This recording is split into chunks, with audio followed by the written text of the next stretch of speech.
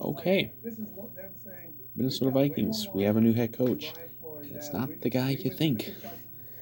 Um, all day today was Harbaugh watch because he was in town doing his interview, and we're all waiting every time I'm checking my phone today. It's like, okay, is there any news on Harbaugh? What's going on? Because it had been reported by multiple people that this was basically a done deal. It was called a formality. Just reports that he had already said his goodbyes to everyone in Michigan. That it was just a formality to actually do this interview. And then get the news that out of the blue that he's returning to Michigan. He's not going to be the coach of the Vikings. So it's like, oh my God, what's going on? What happened? And then it's like 10 minutes later we get the news. The choice for head coach is Kevin O'Connell, um, Rams offensive coordinator, who was who was one of the finalists. They'd done the second interview with him, I think, Monday. So you barely get your head around the first thing because it's like anyone had said the Vikings are and that's not officially announced, but if it was going to come out that they had a choice on head coach today, well, obviously it was going to be Harbaugh. No, and there's lots of different reports coming out since I've been on like zoomed in on Twitter for like 2 hours.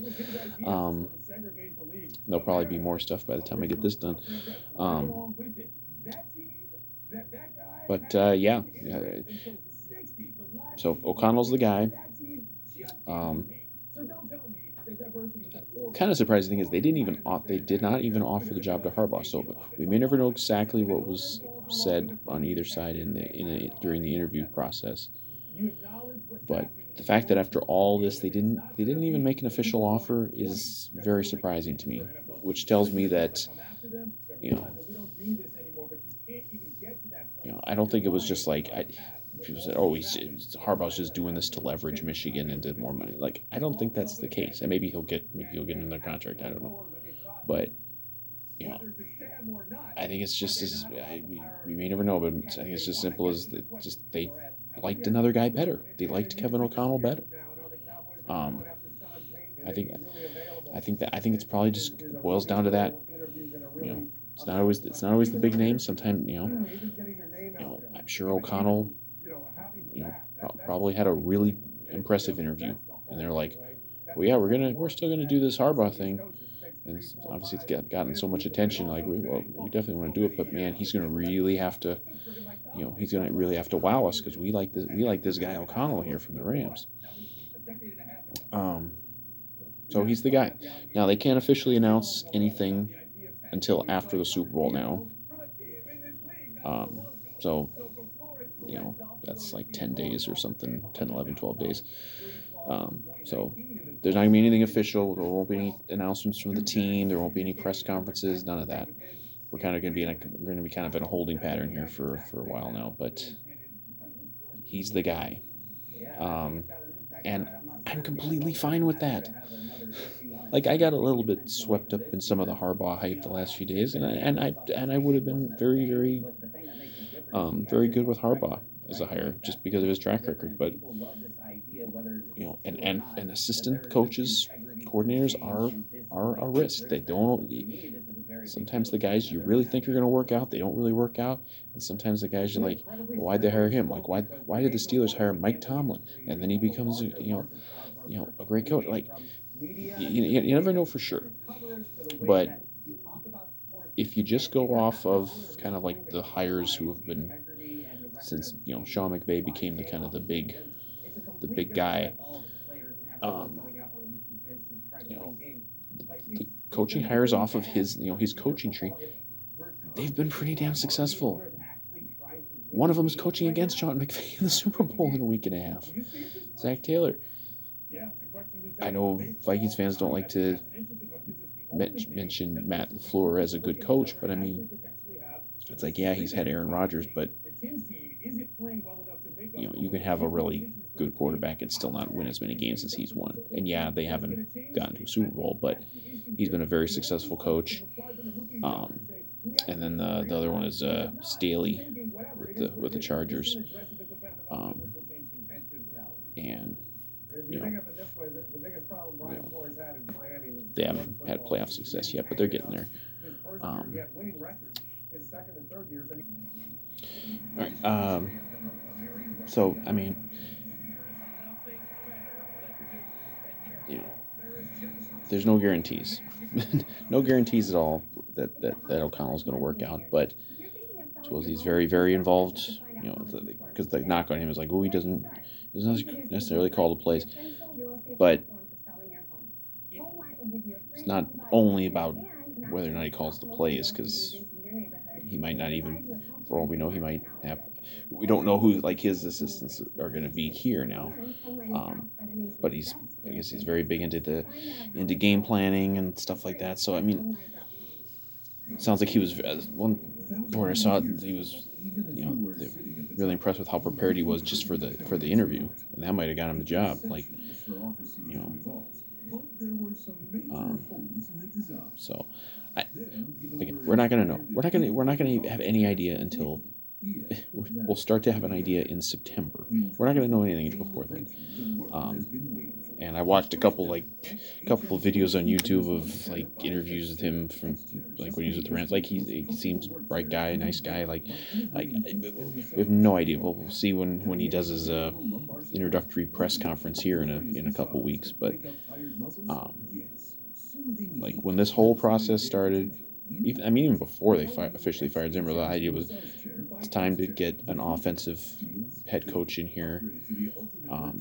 And he was one of the first names that was out there. Some of the others have kind of fallen by the wayside or gone elsewhere, and and so it's this is where the NFL is going. has been going. It's it used to be a real eye opener if you hired a coach. These this fucking coach is younger than me, man. I can't. That's gonna take a while to wrap my head around the fact that we're gonna have a head coach here that's younger than me. But it used to be like a real eye-opening kind of thing when if a team hired a coach that young. But now it's really not that rare, and a lot of them have been very successful. So this is a new approach. This is new. We've never quite done it like this before. And of course, we haven't even hired an offensive head coach since Childress. And he did get us to the brink of a Super Bowl. But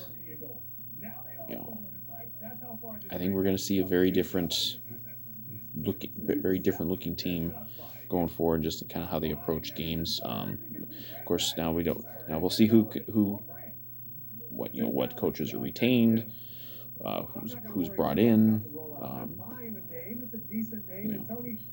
Will they keep some guys? I mean, I kind of think they'll keep a few guys. I wouldn't mind if they kept Andre Patterson maybe as a defensive coordinator, but I don't know if that's going to happen. But I wouldn't mind it. And of course the elephant in the room, of course, will be Kirk Cousins. What are we going to do with Kirk? I certainly think the odds that Kirk Cousins is elsewhere in 2022 have gone up now. That it's not going to be Harbaugh. I think if Harbaugh was the guy, it would be like 95% we're going to keep Kirk. I would say it might be 50-50 now, because now O'Connell's got some overlap with Kirk, because a lot of these McVay guys, including McVay, were in Washington and Kirk was there. So I think I saw that there was just a year or two overlap with him and O'Connell, but there's a little bit of an overlap there. Is that enough to be to make the difference? Because I don't think O'Connell is going to be the sole guy making that decision. But I think there's a greater chance that they might do something different at the quarterback position. We'll see. But I think hiring the younger coach increases the odds that they're not. I don't think they're gonna do like a detonation of the roster and just go in the tank. Um, and if you follow the news the last couple days, intentionally tanking gonna get you in trouble. But uh, I don't think they would ever. I don't think they would get in that mode. But you know, it might be more of like a youth movement, and that could include the quarterback position. But you know, fan base is pissed. I mean, so many people were just so wrapped up in the Harbaugh hype, and now because it's weird. Like a week ago, Harbaugh wasn't even talked about. Like I don't even remember what day people started talking about Harbaugh. Like he wasn't even considered one of the guys. It was between like you know you know that was when like D'Amico Ryans was still in the mix, and then O'Connell and Raheem Morris, and it was like, okay, it's probably gonna be one of these guys, or maybe Doug Peterson or something. Like you know, you know, or a couple of the other guys that they did give an interview to, but you know, in just a few days, it seems like the whole fucking fan base has just gotten so wrapped up in the Harbaugh hype, and I got a little wrapped up in the Harbaugh hype myself, but not to the point that I'm raging on social media right now you know that the Vikings are pathetic and losers, and the Wilfs are cheap and idiots, and it's like, calm the fuck down. 3 weeks ago, everyone would have been like, hey, we hired the OC from the Rams, great. And now the Rams are in the Super Bowl. Got there. I mean, we'll see what they do with Kirk, but I mean, they got there with a quarterback in line with Kirk Cousins, and these people are still mad. That'll be a great unknown. Like if O'Connell flops, or if he's just not really that good, that's gonna be we'll never hear the end of it. But like, give the guy a fucking chance, man. Like he's been reported as the guy for like about 2 hours as of me doing this video. Like, give the guy a fucking chance.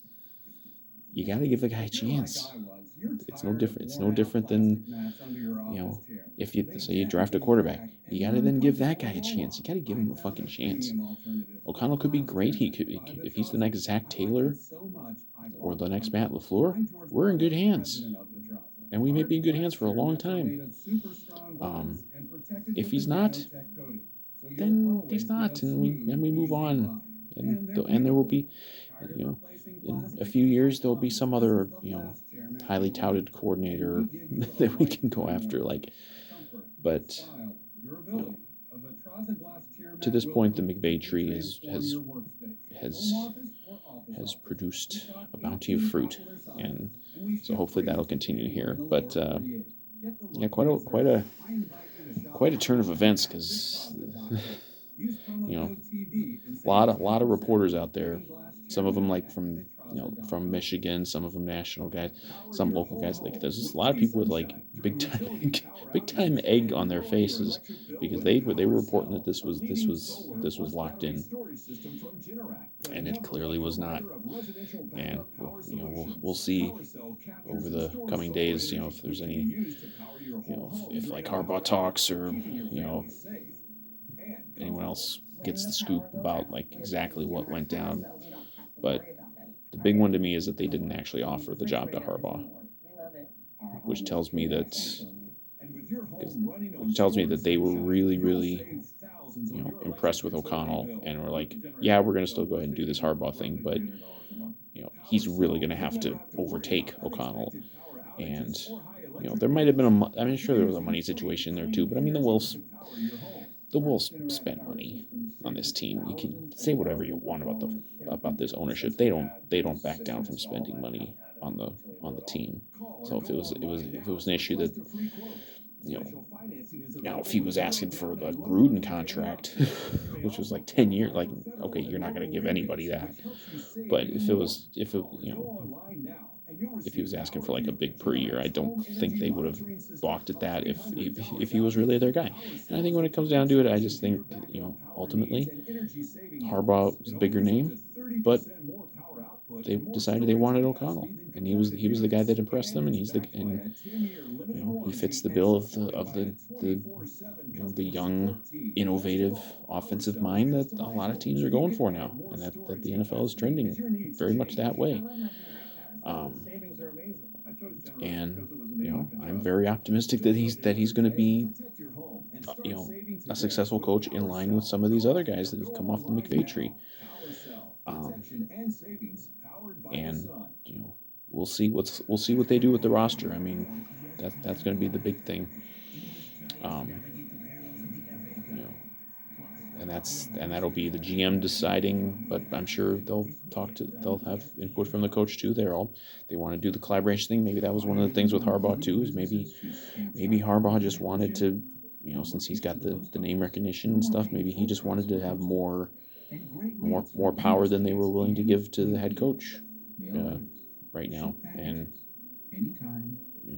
that's how they want to do it, and I don't disagree with that. I think that's good to have, because especially coming off the last guys, where they sure shit didn't seem like they, for everything that's been coming out, they sure as hell did not seem like they were working together very well, and that they didn't like each other very much. So I think it'll be a very different situation. I have no idea if, I watched a couple of interview videos with this guy. He seems like a nice, friendly guy.